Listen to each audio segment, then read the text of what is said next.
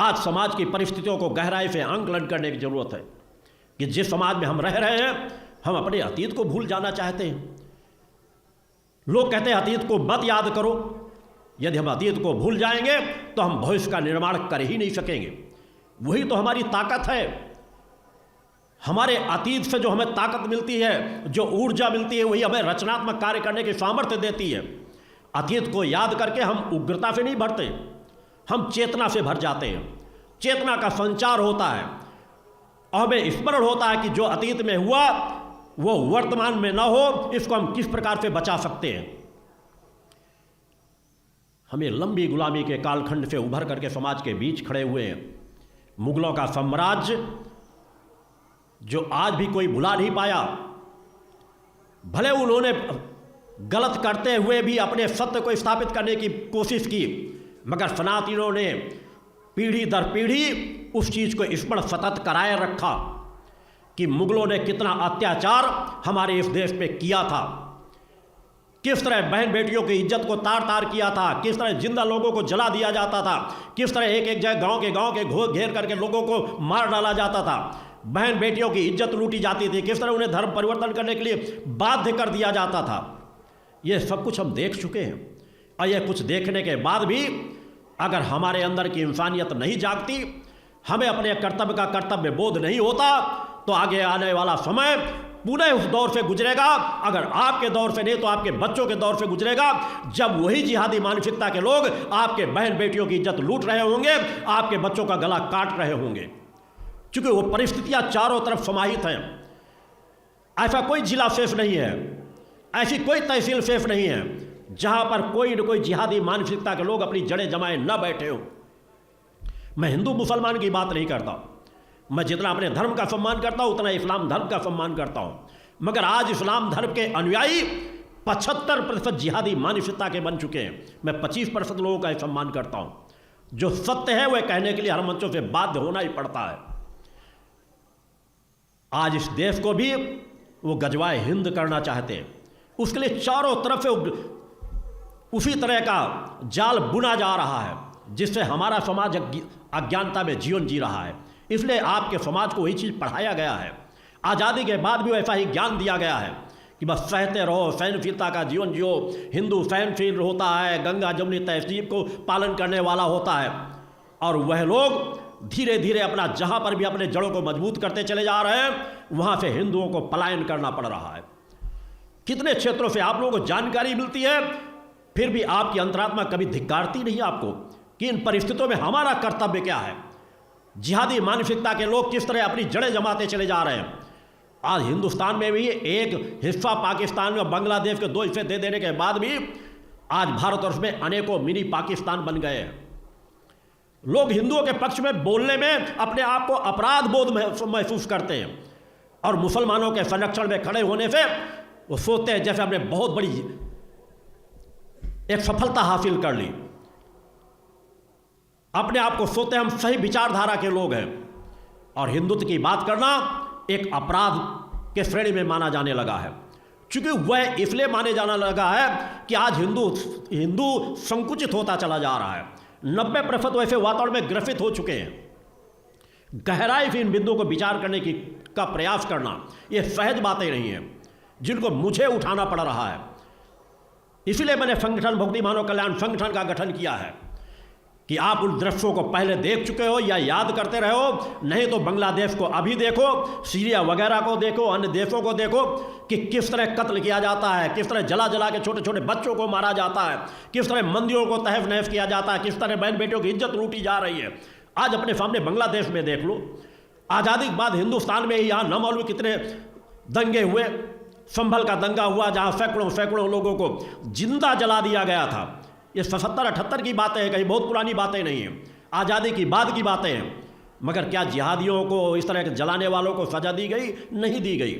हमारे मंदिरों को ध्वस्त किया गया, लोग पलायन करके भाग गए।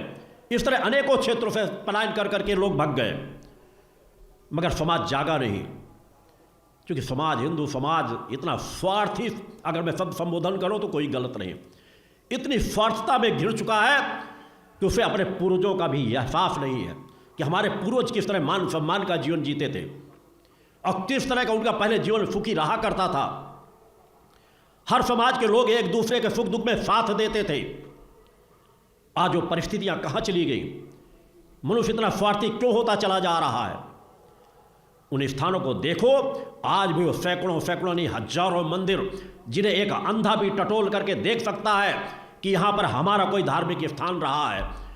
उनकी नींवें बनी हुई, उनकी दीवारें बनी हुई हैं, मगर वहाँ के देवी देवताओं को तोड़ करके सीढ़ियों के नीचे दबा करके आज उन पर मस्जिदों का निर्माण हो चुका है।